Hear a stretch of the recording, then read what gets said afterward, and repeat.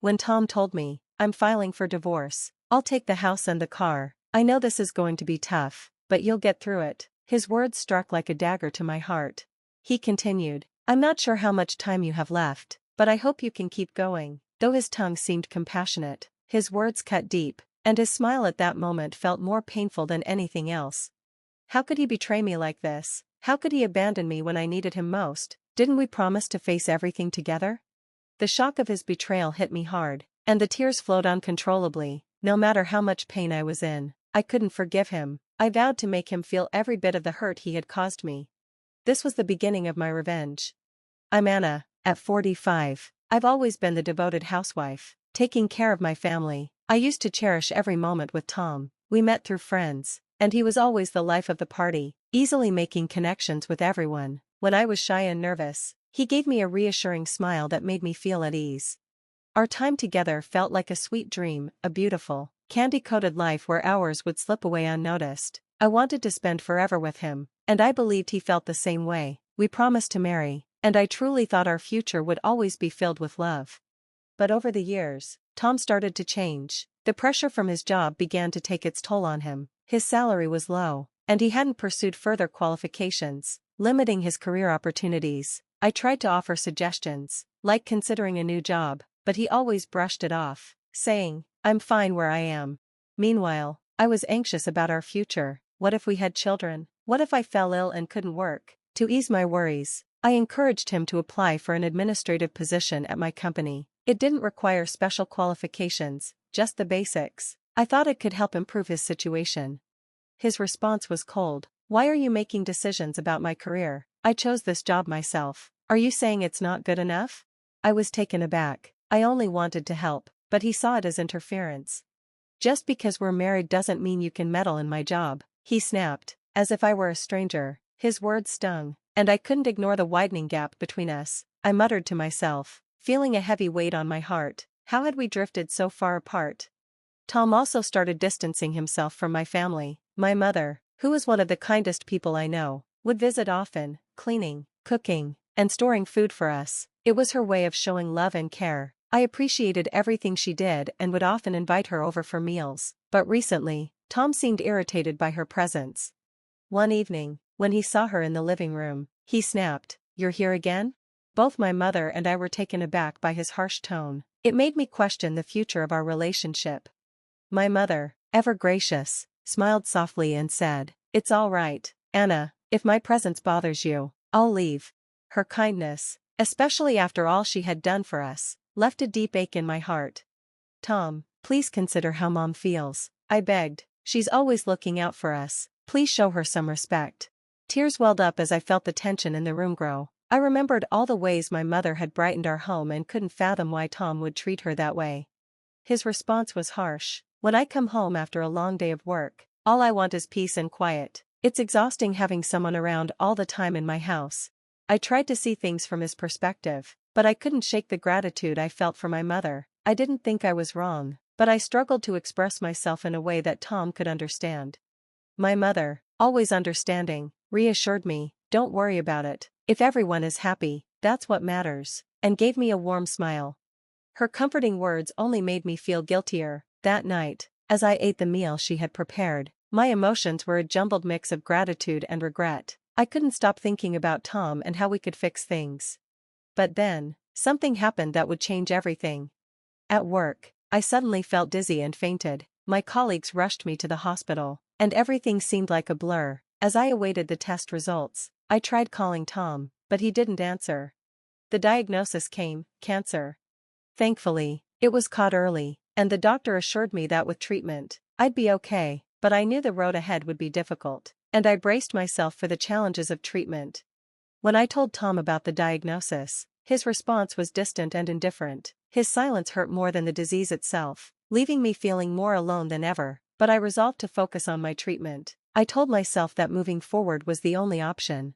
The treatments were far more brutal than I had anticipated, and my health deteriorated quickly, forcing me to stay in bed most days. Then, one day, Tom finally showed up at the hospital. His tone was casual. "How are you feeling?" he asked, as if nothing had changed. "It's rough," I replied, trying to keep my voice light. It would have been a bit easier if you'd been by my side. His lack of empathy frustrated me. Why hadn't he been there for me sooner? His support could have made all the difference during this painful time. Instead of feeling relief at his arrival, I only felt more isolated. As I reflected on our past, resentment built up inside me. And then, what he said next shocked me to my core. I've filed for divorce. I'll take the house and the car. I know it's tough, but hang in there. I don't know how much time you have left, but I hope you keep fighting. I stared at him, stunned. Wait, are you serious? Divorce? The words hit me like a freight train, and a whirlwind of questions spun inside me. Didn't we promise to face everything together? Hadn't we sworn to be there for each other, no matter what? His words left me feeling detached from him, and as I whispered to myself, I don't need him anymore, something inside me hardened. I would move forward. And he would regret underestimating me.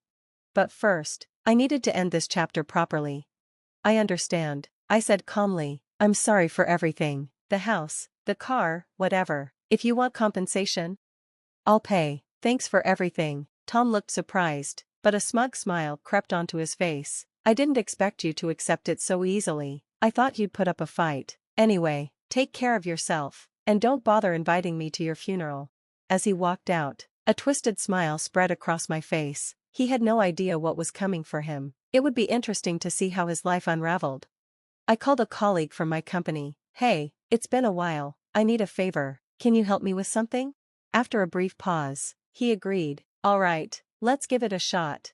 A surge of excitement rushed through me as everything began to fall into place. I couldn't wait to see Tom's face when he realized the trap I had set.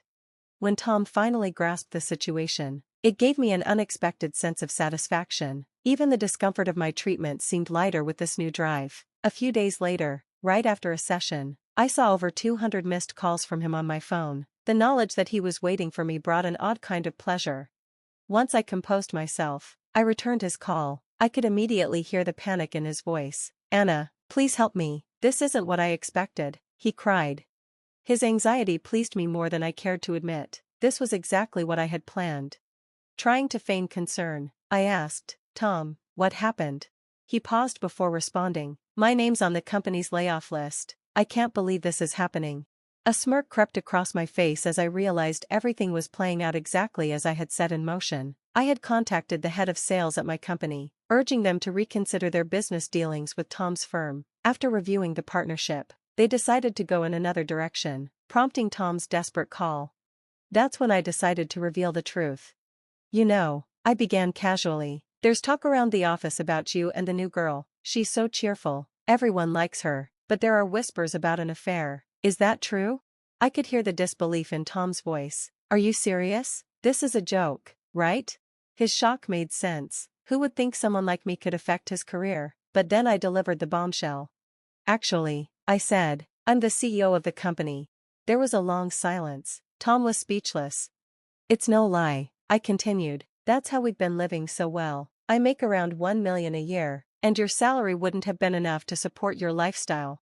I knew how reckless Tom had been with money. The $1,400 allowance I gave him was a band-aid, never enough.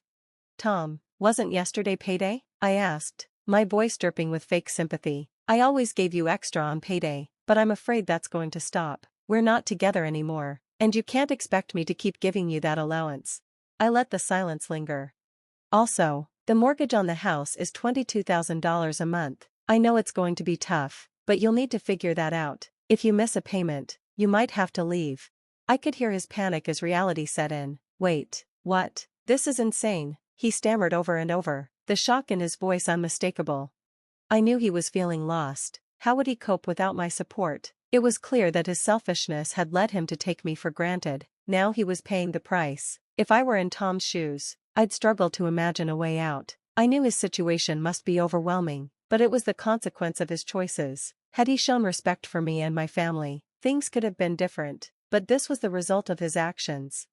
There was a pause, and I could sense Tom was searching for something to say. I felt a mix of amusement and pity. Was this really all he had to offer?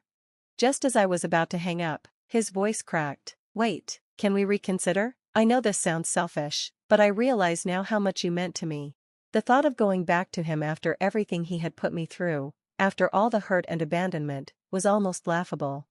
His next words were desperate. I've been reckless. I know. I'm sorry I couldn't visit you in the hospital more, but once you're better, let's go somewhere quiet and enjoy some peace. I want to see you smile again.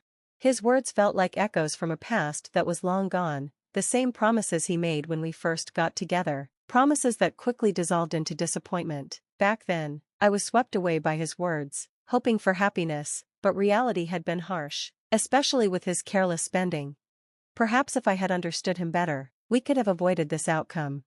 Anna, I can't live without you, he continued. I want to be by your side, facing everything together. Can we start fresh? Just one more time. His voice was filled with sorrow and desperation. Despite the emotion, I couldn't bring myself to trust him. Enough, I said, cutting him off. We're done. I've chosen a new path, and there's no going back. There was a hint of sadness in his voice, but I could sense the regret behind his words. Please, let me say one last thing. I truly loved you, Anna. If you ever change your mind, I'll be here. His words almost swayed me, but I had made my decision. Our relationship was over. I wouldn't be manipulated by empty promises. Enough, I replied firmly. You've moved on, haven't you? Maybe you should focus on her now. I knew about his new girlfriend, thanks to his boss. His declarations of love now felt empty and convenient. It was clear to me that he only contacted me when he needed something, never when things were good. We're done. Done. Go spend time with her and forget about me. If necessary, I'll reach out through my lawyer. Take care of yourself, Tom. His plea sounded sincere, but I knew that letting him go would make his life harder. That was the consequence of his choices. I had my own life to live, and I wanted him to stand on his own 2 feet. I ended the call and blocked his number. According to my lawyer, Tom continued to try and contact me, but I stood firm. My lawyer respected my decision and refused to provide him with any details about me. Surprisingly, my lawyer suggested I pursue damages. At first, I hadn't considered it, but it seemed like a fair way to seek compensation. Tom and his new girlfriend weren't exactly rolling in money, and rumors about his growing debts had reached me. When I dug deeper into his new partner, I learned she had fled due to financial troubles. I contacted her family, and they were furious, putting pressure on her to work hard at home. It seemed actions always caught up with people in the end. I had defeated cancer and made a remarkable recovery, astonishing my doctors. When I returned to work, I found a heartfelt letter on my desk from the sales manager who had supported me. His kind words truly touched me. When colleagues heard I was single again, a few offered to set me up, but after everything I'd been through, I decided to focus on myself. I wanted to heal and enjoy the time I have, for me. Thanks for watching, and I'll see you in the next video. Stay stunned.